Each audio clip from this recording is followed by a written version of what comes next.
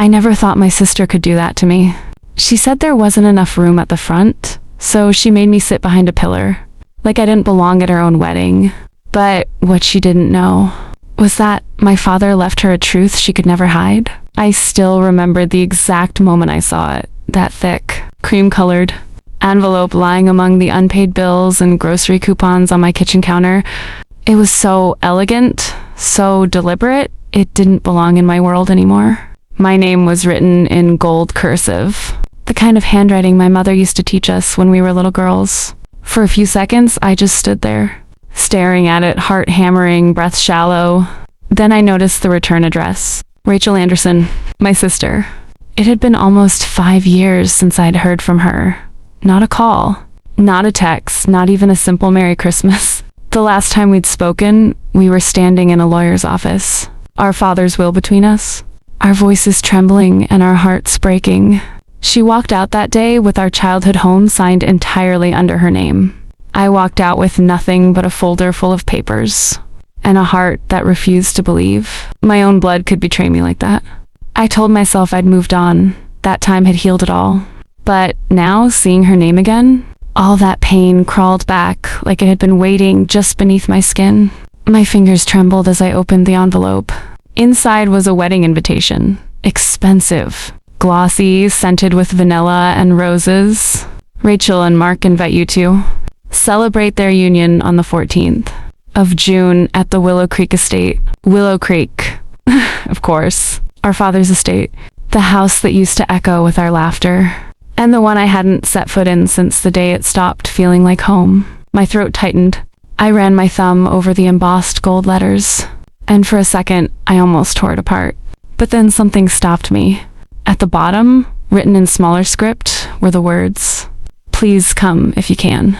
It wasn't much. It wasn't even an apology. But it was something. For days, I wrestled with it.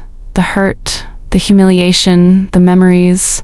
Part of me wanted to throw the invitation in the trash and pretend it never arrived. But another part, the part that still remembered how she used to braid my hair before school, how she used to sneak me extra cookies when mom wasn't looking, whispered, "Go." Maybe I just wanted to see for myself how people like Rachel slept at night. Maybe I needed to stand in front of her one last time and prove to myself that she couldn't destroy me completely. So I ironed a pale blue dress, booked a modest room at a roadside motel, and told myself I'd go not to celebrate, not to forgive, but to close the door on that chapter once and for all. The night before I left, I sat in bed staring at the ceiling. The house was quiet except for the soft hum of my old refrigerator. And for the first time in years, I let myself cry. Not because I missed her, but because I was finally strong enough to face her. The drive to Willow Creek took 2 hours. But it felt like crossing decades. As the roads narrowed and the trees thickened, I could almost hear our father's laughter again, that deep, thunderous laugh that used to fill the house when Rachel and I played tag across the front lawn. Now the estate loomed in the distance, like a ghost from another life. It was even grander than I remembered. Freshly painted white pillars, manicured gardens, strings of golden fairy lights swaying in the breeze. Cars lined the long driveway, each one more expensive than the last. I parked at the edge of the property, near the old oak tree where Dad used to hang a wooden swing. It was gone now, cut down to make room for extra parking. Somehow that felt symbolic. As I stepped out, I felt eyes on me. People I barely recognized, distant cousins, old neighbors, family friends, whispered to each other. Some smiled politely. Others just stared. I knew what they were thinking. The forgotten sister, the one who lost everything. I clutched my small purse tighter and walked toward the main entrance. Inside, the air smelled of jasmine and money. Crystal chandeliers sparkled overhead. A soft jazz band played near the fountain, and waiters in black suits glided past with trays of champagne. Then I saw her. Rachel stood near the staircase in a lace ivory gown that shimmered under the lights. She looked stunning, radiant, poised, perfect. And for a moment, I hated myself for noticing. When her eyes met mine, her smile froze for half a second, then reappeared, brighter, faker. She whispered something to the woman beside her, then walked toward me with that same graceful confidence that used to make me feel small. Emily, she said sweetly, her voice sugar-coated poison. He made it. I did, I said quietly. Congratulations. She tilted her head, scanning me from head to toe. You look nice. Simple, but nice. Her tone was smooth, but the jab was clear. I smiled, refusing to let her see the hurt. It's your day, Rachel. You deserve to shine. Her smile wavered, just for a moment. Then she gestured toward the grand ballroom. Your seat's over there, by the corner, behind the main pillar, near the catering station. I hope that's okay. We're kinda full, behind the pillar, near the kitchen door. So this was her olive branch. For a heartbeat, I wanted to walk right out the door.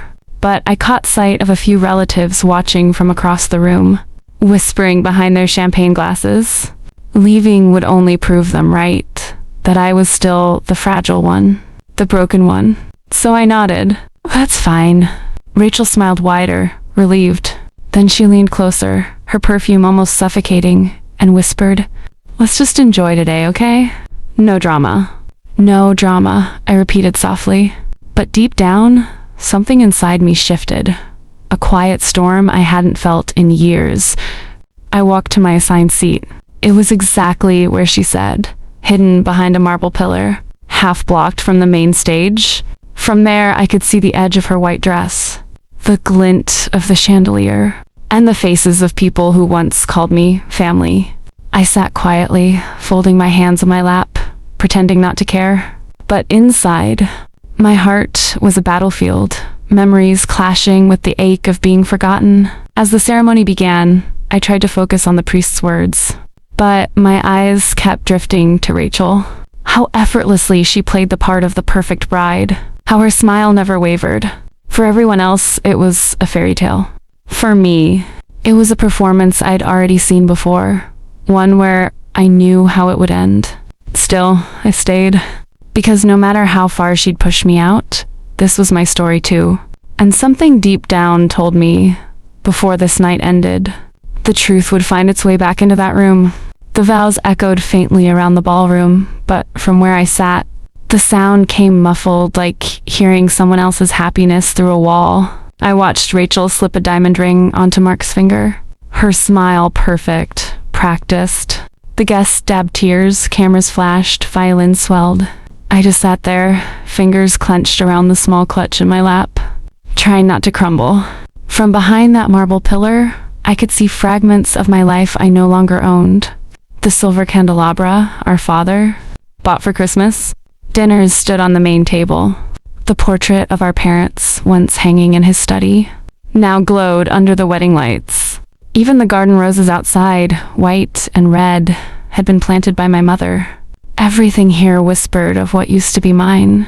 Ours, before Rachel's charm rewrote history. My mind drifted backward. Dad had always called us his two compass needles, one steady, one curious. I was the steady one. Rachel was the storm. She could smile her way out of anything, and people adored her for it. When Dad fell ill, she moved in to help. I handled the bills, the appointments, the nights he couldn't breathe. She handled the visitors, the performance of being a perfect daughter. Then came the day at the lawyer's office. Dad was barely conscious when she brought him papers to sign. Just some medical authorizations, she'd said. He trusted her. We all did. By the time I realized what those papers were, it was too late. The estate, the savings, everything transferred. When I confronted her, she said coldly, he wanted someone responsible. Those words burned me alive for years. Now, watching her glide through her wedding, radiant in the home she stole, I felt a strange calm settle over me. Not anger, not envy, just a hollow acceptance. Like the quiet after a storm when you finally know what you've lost. The priest's voice rose. You may now kiss the bride. Applause thundered. Glasses clinked. Rachel kissed Mark, her veil trembling slightly, and for a heartbeat. I almost saw the little sister who used to sleep beside me during thunderstorms, but the image vanished as quickly as it came. When the crowd stood to cheer, I stayed seated behind my pillar, unseen, steady as ever. What they didn't know was that, behind that calm smile, I was remembering every scar, every silence, Every night, I'd promised myself I'd never let her break me again. Dinner followed soon after, long tables, white linen, and more food than anyone could possibly eat. I picked at the edge of my plate, pretending to enjoy myself. A waiter refilled my glass. I nodded politely. From across the room, Rachel floated between tables like royalty. Everywhere she went, people laughed louder, leaned closer, tried harder. She'd always had that effect, drawing people in, leaving me somewhere in the shadows. Halfway through the meal, the best man stood up to give his toast. He cracked jokes about Mark's college days, the usual embarrassing stories. People roared with laughter. Then came the maid of honor, Rachel's friend from grad school, whose speech was polished, sentimental. I almost relaxed, thinking it would end there. But, of course, Rachel couldn't resist her moment. She tapped her glass with a fork, that theatrical glint in her eyes. Before we wrap up, she said, "I just want to thank everyone who made this day possible." Her voice carried through the hall, syrupy and bright. Then she added, "And I have to say, I'm surprised but touched that my sister, Emily, came tonight. We weren't sure she'd find the time." Soft laughter rippled through the tables. A few people turned toward me, curious. Rachel smiled sweetly, continuing, "She's always been the independent one, likes her space, her peace and quiet. So this means a lot." More laughter. My stomach twisted. She wasn't thanking me. She was putting me on display. I forced a polite smile, raised my glass slightly, and looked away. But she wasn't done. "I remember when we were kids," she said, eyes gleaming. "Emily used to say she'd never come to my wedding unless pigs flew." Well, guess what? The room erupted. Even the DJ chuckled. The sound felt like glass splintering inside my chest. I stood slowly, my chair scraping the floor. The laughter dimmed. I smoothed my dress, nodded once toward her, and quietly walked out through the side doors. The cool night air hit me like mercy. Outside, the garden glowed with strings of fairy lights. Crickets chirped. I walked toward the fountain where Dad used to feed the koi fish, my eyes stinging but dry. I refused to let her see me cry. Not again. I'd promised myself I'd never hand her that victory. I leaned against the stone railing, staring at my reflection in the water. "I shouldn't have come," I whispered. But deep down I knew I was meant to. Maybe some stories need one final chapter before they can end. That's when I heard a voice behind me. "Emily Carter?" I turned. A man stood near the pathway, holding a glass of champagne, his tie loosened. Tall, kind eyes, a face I vaguely recognized. "Daniel?" I breathed. He smiled. "It's been a long time." College political science class? Study sessions that turned into late night talks about life and fairness and everything in between. He'd known our family, visited once during the summer. He'd seen what Rachel was like back then. "You look like you could use some air," he said gently. I let out a small laugh. "You could say that." He joined me by the fountain. For a moment, we just stood there in silence.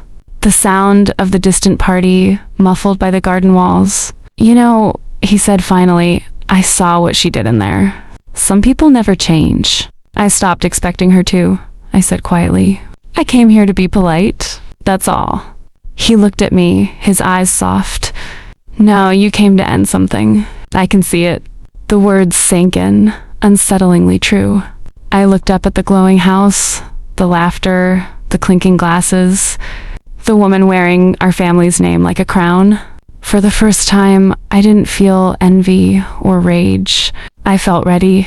"Come on," Daniel said after a while. "Let's walk. I remember this garden your dad used to make lemonade for everyone who came by." I smiled faintly. He did. He said people should never leave a house thirsty. We strolled along the cobblestone path lined with lanterns. He told me about his job in Seattle, about his divorce, about losing his mom last year. Somehow, in his words, I found comfort. Two tired souls catching their breath after life had worn them down. When I told him about Dad's will, about Rachel's betrayal, he didn't interrupt. He just listened, nodding slowly. The kind of listening that doesn't need to be followed by advice. When I finished, he said softly, "You didn't deserve that." "No one does," I whispered. But she was always the favorite. Dad saw her through softer eyes. Or maybe he said he just believed the best in both of you. I thought about that for a while. The breeze carried faint laughter from the ballroom, her laughter. Daniel placed his glass on the stone railing and turned toward me. You know, he said, you could walk away from this tonight and never look back. Or you could walk back in there and let them see who you are now. I frowned. What would that change? Maybe nothing, he said. Or maybe everything. Sometimes truth doesn't need a planet, just needs a witness.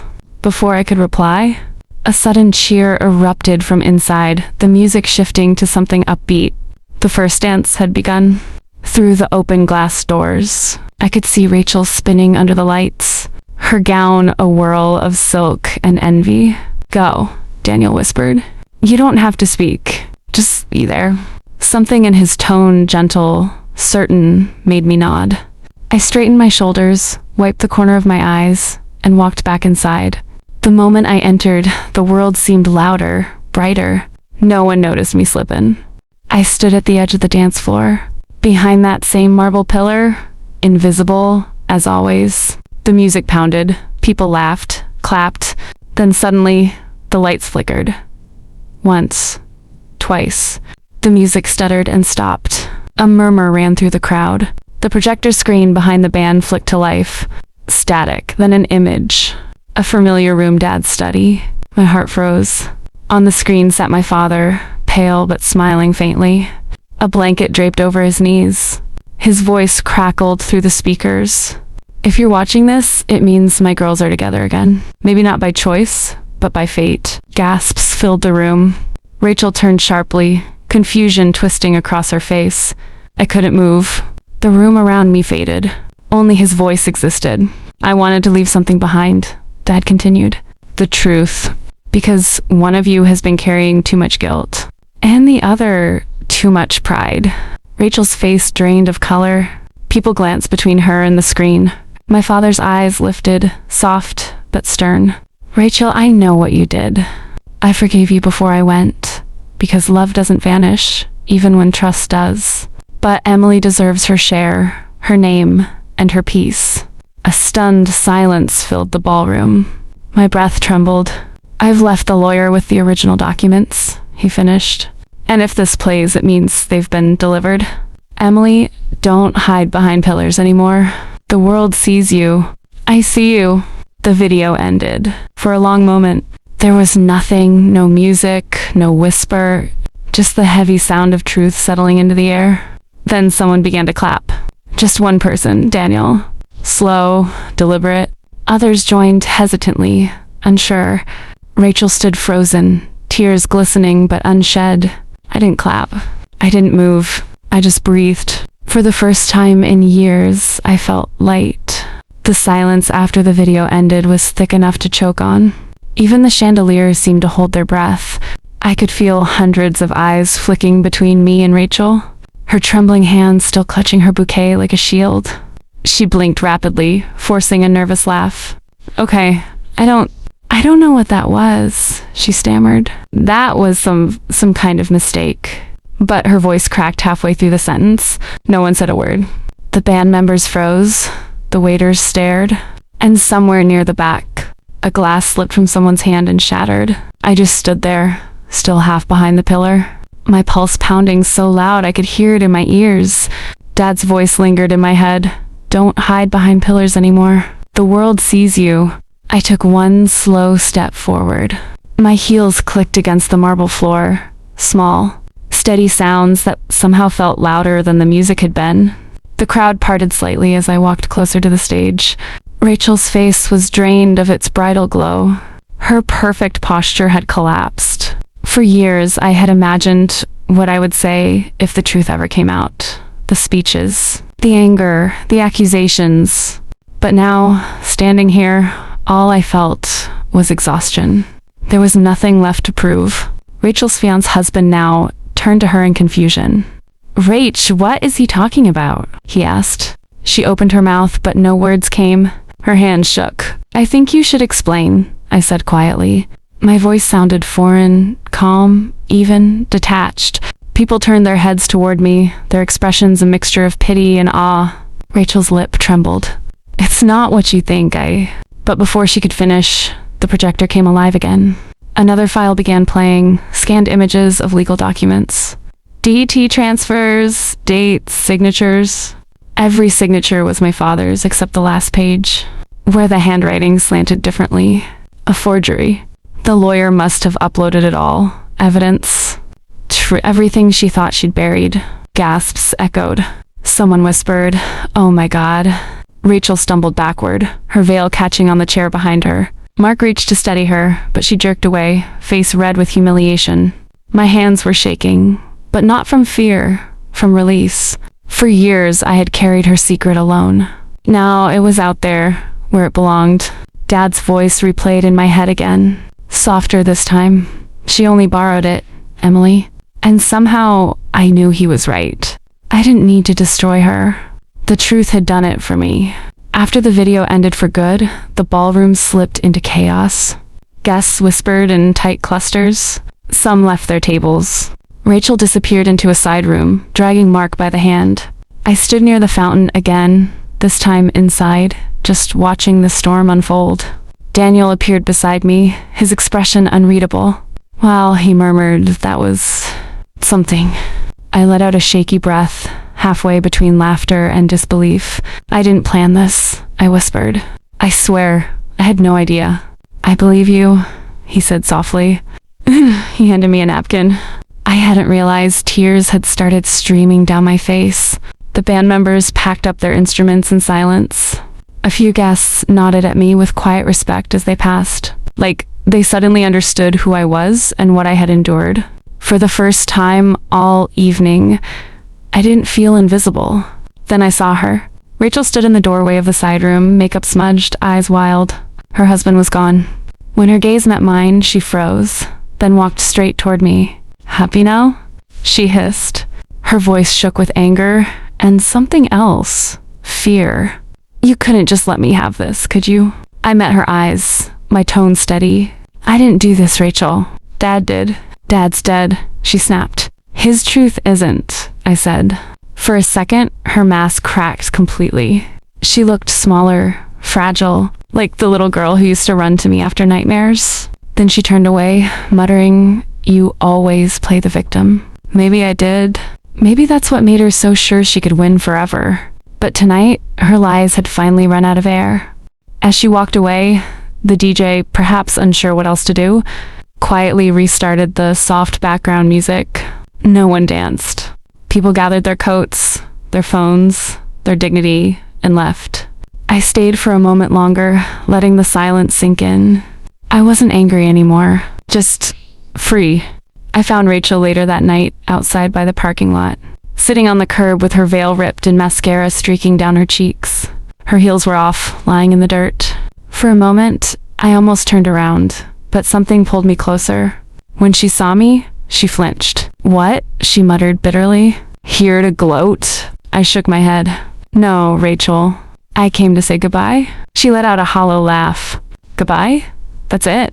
After all this? You wanted to erase me," I said quietly. "But you can't erase what's true." I paused, watching her eyes flicker. "You stole a house, Rachel. But you also stole peace. Mine, Dad's, even your own." She wiped her face roughly. "You think I wanted this? I just wanted something that was mine.